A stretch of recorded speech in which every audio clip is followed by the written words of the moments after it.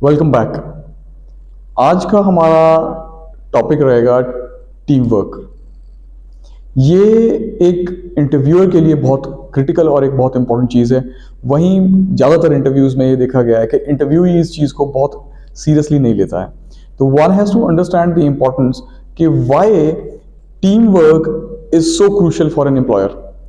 आप एक चीज़ को समझिए कि एम्प्लॉयर जब भी किसी आदमी को रिक्रूट करने के लिए जा रहा है तो he is looking towards achieving his goals, and HR manager is looking towards closing his succession planning. वो आने वाली वैकेंसीज को प्लान कर रहा है, आने वाले वर्क को प्लान कर रहा है, and then the one who is going to be your team leader वो देख रहा है कि भाई उसके काम स्मूथ होंगे। आपका interaction during your employment with that particular company, उसमें आपको क्रॉस फंक्शनल टीम्स के साथ बात करनी होगी, अपनी टीम के साथ भी बात करनी होगी, डिफरेंस ऑफ ओपिनियन भी होगा। तो एम्प्लॉयर के लिए work orientation is more important, target orientation is more important than inside internal quarrels among the team members।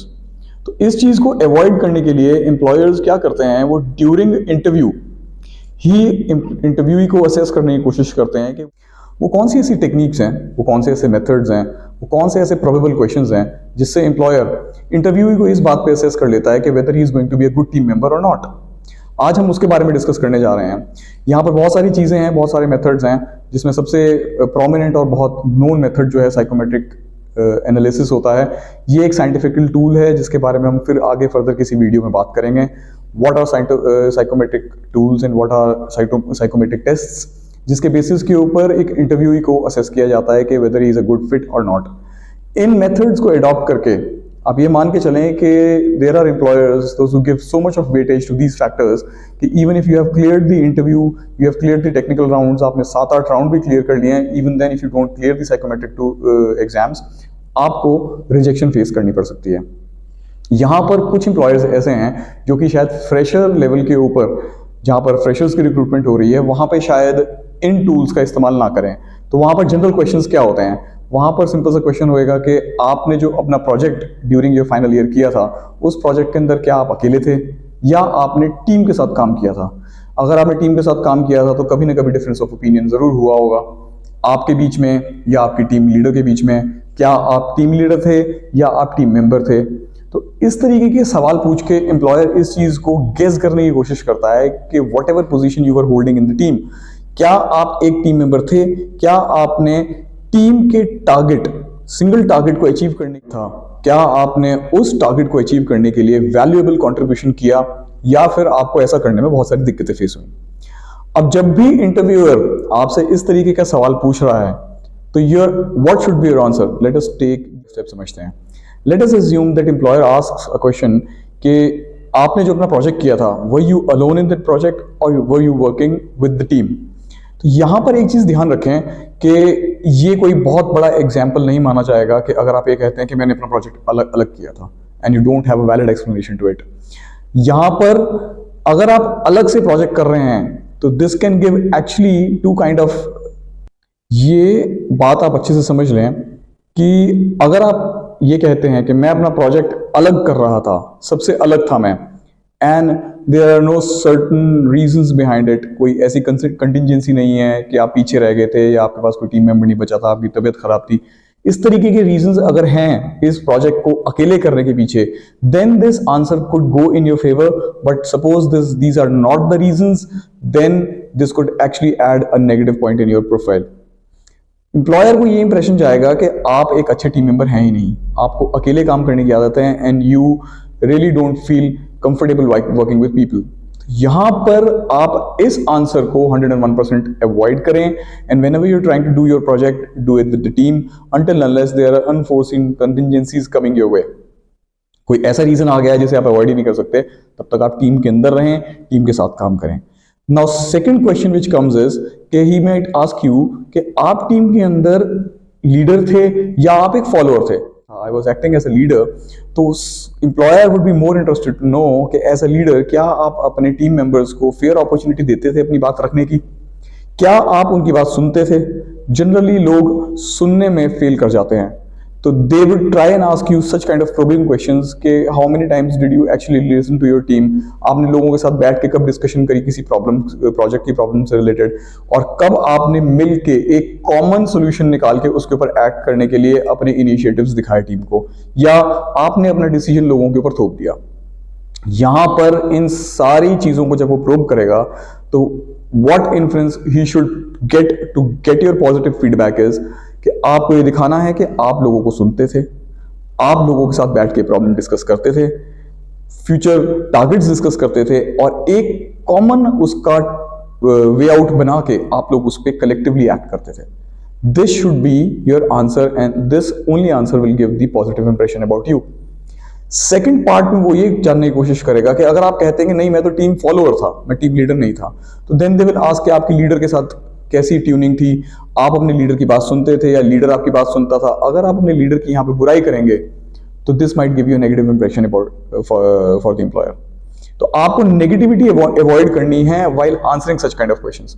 ऐसा करने से आप ये दिखाएंगे कि even if what ever the situation is, how much difficult person you face in your life, you will any how work out with them. Employer की एक target को आप अच्छे से समझ के चलें कि employer is looking towards employee जो कि उनके प्रोसेस को, उनकी टीम को बढ़ाएगा, उनके प्रोसेस को स्मूथ करेगा और उनके टारगेट अचीवमेंट में उनकी हेल्प करेगा। अगर आप यहाँ पर किसी भी तरीके की प्रॉब्लम उनके सामने रखेंगे तो it will sound to them कि भैया हमारे को तो आदमी ऐसा चाहिए जो कि हमारी प्रॉब्लम सॉल्विंग में हेल्प करे, ना कि you should create another new problem which we don't want. तो यहां पर आपको इन आंसर्स को पॉजिटिविटी में लेके जाना है by showing that yes you are a team member. अब एक और सवाल यहां पर जो एम्प्लॉयर पूछ सकता है आपसे वो ये है कि during your project work either in college और इन एनी ऑर्गेनाइजेशन और एनीवेयर एल्स, जहां कहीं भी आप थे, वेदर यू वर एक्सपीरियंस्ड और वेदर यू वर फ्रेशर, वो ये आपसे पूछ सकता है कि प्रोजेक्ट के दौरान आपका डिफरेंस ऑफ ओपिनियन कितनी बार हुआ और किससे हुआ। देन फर्दर प्रोबिंग क्वेश्चंस इसके साथ कनेक्टेड रहेंगे जो कि पीछे भी हमने डिस्कस किए हैं अभी इसी वीडियो में। इस सवाल का जवाब हम कैसे देंगे, what could be the possible probable answer which could give a positive impression again. एक चीज का हमेशा ध्यान रखें कि नेवर से कि मेरा कभी डिफरेंस ऑफ ओपिनियन हुआ ही नहीं, neither with the team nor with the leader. ऐसा कहना एक गैप क्रिएट करता है। This is literally not possible कि ऐसा कभी हुआ ना हो। ऐसा हमेशा होता है कि टीम के अंदर डिफरेंस ऑफ ओपिनियन होते हैं, इधर सामने वाले के व्यू से आप सेटिस्फाइड नहीं होंगे या वो आपके व्यू से सेटिस्फाइड नहीं होगा। ही और she could be a team member और अ टीम लीडर। अगर आप ये कहते हैं कि मेरा कभी डिफरेंस ऑफ ओपिनियन नहीं हुआ है तो इंटरव्यूअर को ये लगेगा you are trying to over exaggerate the situation. आप ये दिखाने की कोशिश कर रहे हैं कि आप एक ऐसे बंदे हैं जिसको कभी कोई प्रॉब्लम होती ही नहीं है। Again this is a negative aspect. Suppose कीजिए कि आपकी टीम लीडर या टीम मेंबर कोई गलत सजेशन देता है या कोई ऐसा एडवाइस दे रहा है जिससे कि आने वाले समय में प्रोजेक्ट खतरे में हो सकता है या प्रोजेक्ट को कोई नुकसान पहुंच सकता है, तो you need to raise your voice. You need to ask why. You need to tell them that yes, I had a difference of opinion and this was the difference of opinion और मैंने उसे handle कैसे किया। ये इसलिए बताने की जरूरत है क्योंकि अगर आप नहीं बताएंगे तो this would be his next question. Handling of difference of opinion is very important and very crucial. आपको ये बड़े सीरियसली लेना पड़ेगा during your employment, not specifically in your interview. Interview तो आपको एक जॉब दिलवाएगा, but once you are with the team you need to handle your difference of opinion very nicely.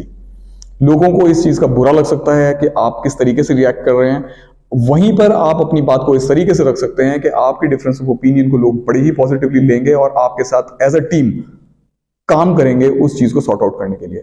And this will seriously help you out to either reach out to the position of being a leader in the team और आपके leader के साथ अच्छी correct आपकी bonding बनाने के लिए आपकी मदद करेगा। आपको ये चीज ध्यान रखनी है कि when you are handling a difference of opinion you need to listen the other person out completely. आप उसकी पूरी बात सुने, उसे उसका सफिशिएंट टाइम दें उसकी बात बोलने का, then you put your point. अब यहां पर पूरी टीम का क्या डिसीजन रहता है सारे व्यू पॉइंट सुनने के बाद, वो हो सकता है कि जो सॉल्यूशन आप दे रहे हैं प्रोजेक्ट की प्रॉब्लम से रिलेटेड उससे बेहतर सॉल्यूशन किसी के पास हो सकता है कि जो सॉल्यूशन आप दे रहे हैं वो गलत हो किसी एक एस्पेक्ट में।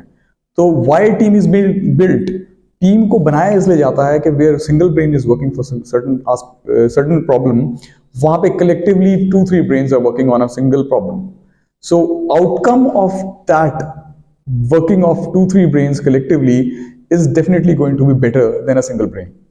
तो आपको इसे इस तरीके के बायस बना के नहीं लेना है कि भाई मेरे डिसीजन को रिजेक्ट कर दिया गया या किसी के डिसीजन को अडॉप्ट कर लिया गया. रादर आप इस चीज को ये मान के चलें कि even if you are a leader, आपके टीम मेंबर का आया हुआ डिसीजन भी आपके लिए अच्छा हो सकता है, क्योंकि हो सकता है कि कोई एक चीज, कोई एक एस्पेक्ट आपसे छूट गया हो और वो उस सॉल्यूशन में कवर हो जा रहा है. कीपिंग दिस माइंडसेट, आपके आंसर्स भी पॉजिटिव रहेंगे.